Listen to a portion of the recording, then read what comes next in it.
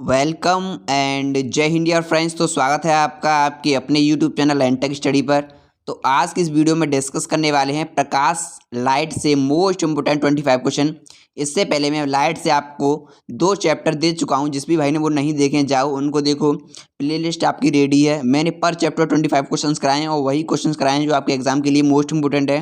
देखिए रेलवे का एग्जाम आने वाला है, उसके लिए भी तैयारी अच्छी कर लो, क्योंकि पता है आपको मार्च में या फरवरी में आपका एग्जाम होगा, जिससे पढ़े शिफ्ट के साहब आप देख लेना। एंड डिस्कस करते हैं अपने क्वेश्चंस को। ये क्वेश्चन नंबर फर्स्ट ने क्या बोल रखा है, किसी माध्यम में प्रकाश किरणों के ये क्या है झुकाव, झुकाव को कहा जाता है।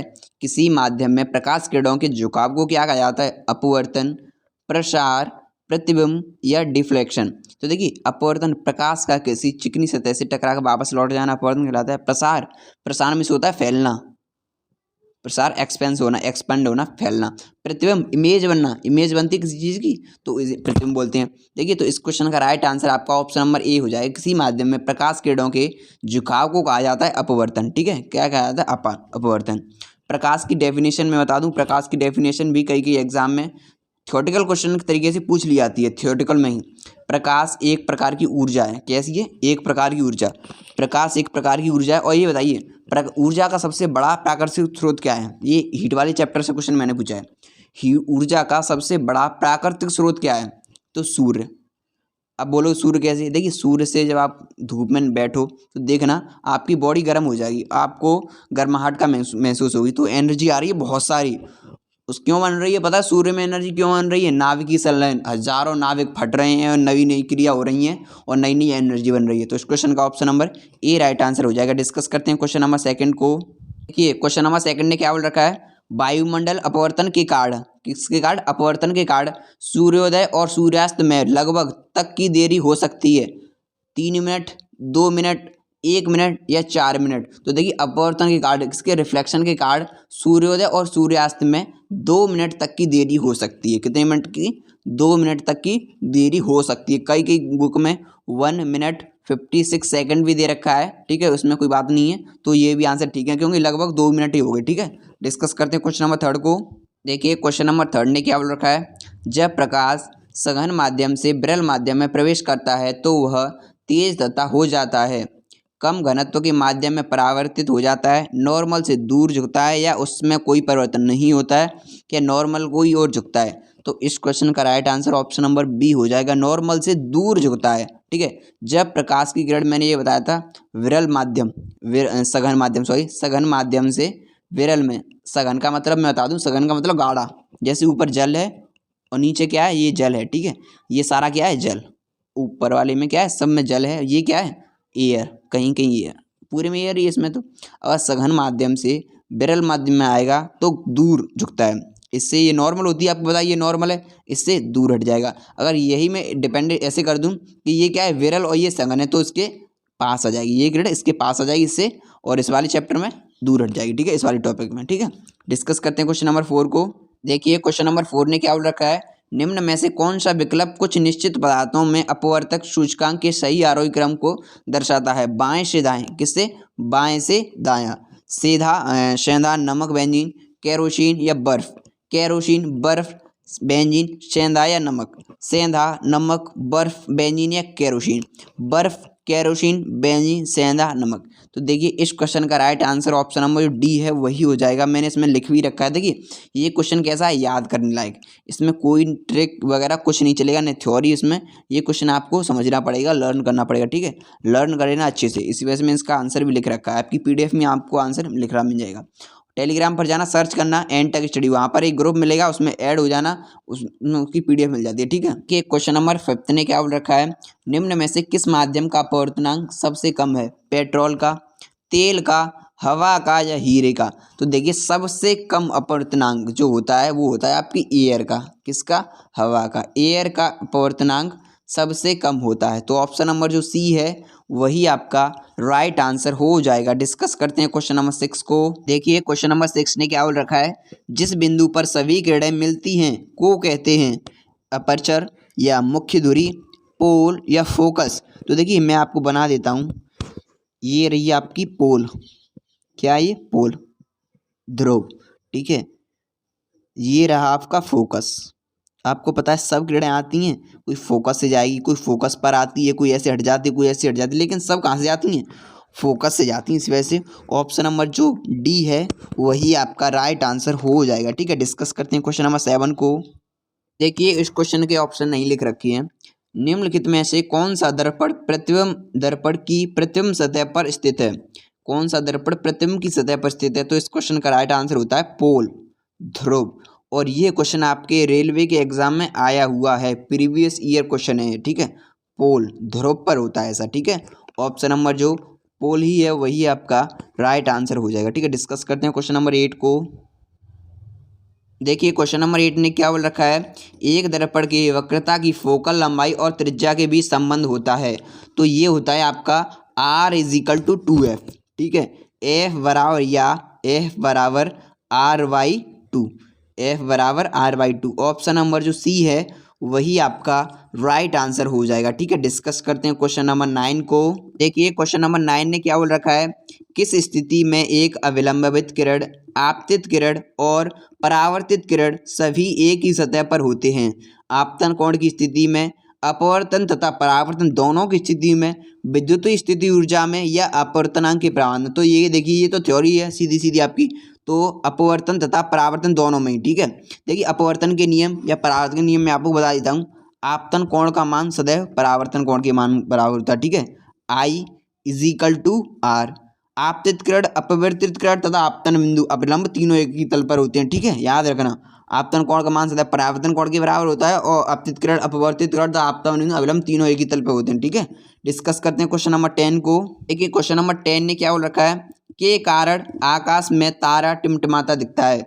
वायुमंडलीय द्वारा प्रकाश के विवर्तन, वायुमंडल द्वारा प्रकाश का परावर्तन, वायुमंडलीय द्वारा प्रकाश का प्रकीर्णन या वायुमंडल द्वारा प्रकाश का अपवर्तन। तो ऑप्शन नंबर जो डी है वही आपका राइट आंसर हो जाएगा। वायुमंडल द्वारा प्रकाश का अपवर्तन के कारण आकाश के में तारे टिमटिमाते हुए दिखाई देते हैं। ठीक है, वायुमंडलीय द्वारा प्रकाश के अपवर्तन के कारण ऑप्शन नंबर जो डी है वही आपका राइट आंसर हो जाएगा। डिस्कस करते हैं क्वेश्चन नंबर 11 को। देखिए क्वेश्चन नंबर 11 ने क्या बोल रखा है? तारे आकाश में वास्तव में जितनी ऊंचाई पर होते हैं, तारे वास्तव में जितनी ऊंचाई पर होते हैं उससे अधिक ऊंचाई पर प्रतीत होते हैं, उससे अधिक ऊंचाई पर प्रतीत होते हैं। ये किसके कारण होता है? इसकी व्याख्या किसके द्वारा की जाती है? वायुमंडलीय अपवर्तन के कारण, प्रकाश के विक्षेपण के कारण या पूर्ण आंतरिक परावर्तन के कारण या प्रकाश के विवर्तन के कारण। तो इस क्वेश्चन का राइट आंसर आपका ऑप्शन नंबर ए हो जाएगा, वायुमंडलीय अपवर्तन के कारण। ठीक है, किसके कारण? वायुमंडलीय अपवर्तन के कारण। तारे आकाश में वास्तव में जितनी ऊंचाई पर होते हैं वे उससे अधिक ऊंचाई पर प्रतीत होते हैं। ऐसा किस लिए होता है? वायुमंडलीय अपवर्तन के कारण। ऑप्शन नंबर जो ए है वही आपका राइट आंसर हो जाएगा। देखिए क्वेश्चन नंबर 12 ने क्या बोल रखा है?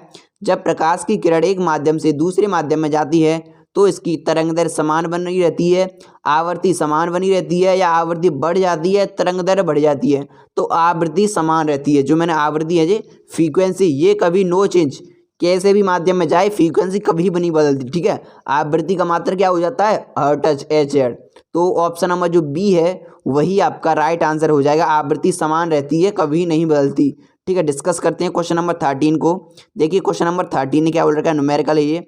एक द्विउत्तल लेंस कैसा है? एक द्विउत्तल लेंस की फोकस दूरी कितनी है? 25 सेंटीमीटर है। एंड इस लेंस की क्षमता पूछ रहा है आपको कि इस लेंस की क्षमता कितनी होगी, तो बताइए। तो देखिए इसका फॉर्मूला होता है P इजिकल टू 1/F। ठीक है, किसमें? मीटर में। और आपको ये दे रखा है किसमें? सेंटीमीटर में। तो कैसे चेंज कर लोगे? 10⁻² से मल्टीप्लाई करके। तो P की वैल्यू कितनी है? F फोकस दूरी F दे रखी है, इंटू 10⁻²। अगर मैं इसे सॉल्व करूंगा तो ऊपर लेके तो कितने हो जाएंगे? ये ऊपर पहुंच जाएगा तो 100 हो जाएगा, और 25 से कट करूंगा तो P इजिकल टू 4 डायप्टर। क्योंकि आपको पता है कि क्षमता, P क्या होती है? क्षमता, और क्षमता का मात्रा क्या होता है? डायप्टर। तो 4D है वही आपका राइट आंसर हो जाएगा। ठीक है, डिस्कस करते हैं क्वेश्चन नंबर नेक्स्ट को। देखिए क्वेश्चन नंबर 14 ने क्या बोल रखा है? 40 सेंटीमीटर और 8 सेंटीमीटर फोकस दूरी वाले दो पतले उत्तल लेंस हवा में 4 सेंटीमीटर की दूरी पर पृथक हैं, संयोजन की कुल फोकस दूरी बताइए। तो भैया ये क्वेश्चन तो मैंने आपको करा चुका हूँ पहले। कब? कल की वीडियो में, नहीं परसों की वीडियो में, शायद क्वेश्चन नंबर 17 से आगे है। ठीक है, इस क्वेश्चन का आपको कमेंट बॉक्स में कमेंट करके आंसर बताना है। फॉर्मूला कौन सा होता है? 1/F is equal to 1/F1 plus 1/f2। याद आया? जिस भाई ने वीडियो देखी उसे याद आ गया होगा। कितना आंसर आया था? 8 सेंटीमीटर। ऑप्शन नंबर बी है वही आपका राइट आंसर हो जाएगा। डिस्कस करते हैं क्वेश्चन नंबर 15 को। देखिए क्वेश्चन नंबर 15 ने क्या बोल रखा है? अपवर्तक दूरबीन में क्या होता है? अपवर्तक जो दूरबीन होती है उसमें क्या होता है? एक अवतल दर्पण और एक उत्तल लेंस, समान फोकस दूरी के दो उत्तल लेंस, विभिन्न फोकस दूरी के दो अवतल दर्पण या असमान फोकस दूरी के दो उत्तल लेंस। तो इस क्वेश्चन का राइट आंसर आपका ऑप्शन नंबर डी हो जाएगा। अपवर्तक दूरबीन में असमान फोकस दूरी के दो उत्तल लेंस होते हैं। ठीक है, असमान फोकस दूरी के दो उत्तल लेंस होते हैं। जो ऑप्शन नंबर जो डी है वही आपका राइट आंसर हो जाएगा। डिस्कस करते हैं क्वेश्चन नंबर 16 को। देखिए क्वेश्चन नंबर 16 ने क्या बोल रखा है? किसी गाड़ी के अग्रदीप से प्रकाश शक्तिशाली समांतर पुंज पाने के लिए क्या उपयोग में लाना चाहिए? ऑप्शन नंबर ए ने बोल रखा है अग्र पृष्ठ रजत आलेपित समतल दर्पण, पश्च पृष्ठ रजत आलेपित समतल दर्पण या अवतल दर्पण या उत्तल दर्पण। तो इसके लिए ऑप्शन नंबर जो अवतल दर्पण है सी वही आपका राइट आंसर हो जाएगा। ठीक है, किसी गाड़ी के अग्रदीप से प्रकाश का शक्तिशाली समांतर पुंज पाने के लिए क्या क्या यूज करते हैं? अवतल दर्पण। ऑप्शन नंबर ए है वही आपका राइट आंसर हो जाएगा। डिस्कस करते हैं क्वेश्चन नंबर 17 को। देखिए क्वेश्चन नंबर 17 ने क्या बोल रखा है?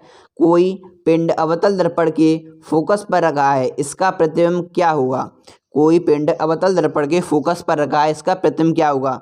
फोकस पर वास्तविक प्रतिलोमित समान आमाप का। ऑप्शन नंबर बी ने बोल रखा है फोकस पर वास्तविक ऊर्ध्वाधर समान आमाप का, या ऑप्शन नंबर सी ने बोल रखा है अनंत पर आभासी प्रतिलेमित या अत्यंत विवर्धित, या ऑप्शन नंबर डी ने बोल रखा है अनंत पर वास्तविक प्रतिलोमित अत्यंत विवर्धित। तो ऑप्शन नंबर जो डी है वही आपका राइट आंसर हो जाएगा। ठीक है, अनंत पर वास्तविक प्रतिलोमित अत्यंत विवर्धित, जो ऑप्शन नंबर डी है वही आपका राइट आंसर है। ठीक है, डिस्कस करते हैं क्वेश्चन नंबर 18 को। देखिए क्वेश्चन नंबर 18 ने क्या बोल रखा है?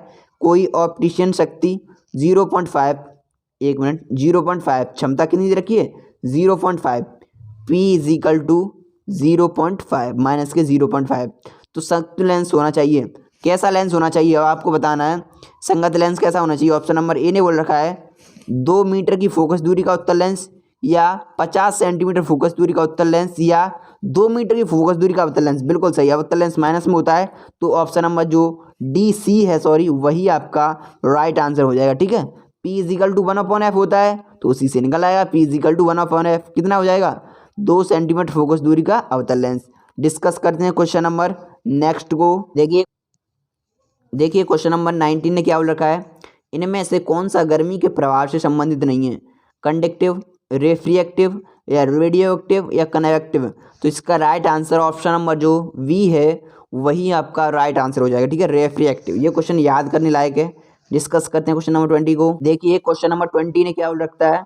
निर्वात से एक माध्यम में प्रकाश की गति के अनुपात को कहा जाता है रिफ्लेक्टिव इंडेक्स या रेफ्रैक्टिव इंडेक्स या मैडविक इंडेक्स, या ऑप्शन नंबर डी ने बोल रखा है एयर क्वालिटी इंडेक्स। तो देखिए फर्स्ट एंड सेकंड ऑप्शन थोड़े थोड़े चेंज हैं। तो इस क्वेश्चन का राइट आंसर आपका ऑप्शन नंबर बी हो जाएगा, रेफ्रैक्टिव इंडेक्स। ठीक है, डिस्कस करते हैं क्वेश्चन नंबर 21 को। देखिए क्वेश्चन नंबर 21 ने क्या बोल रखा है?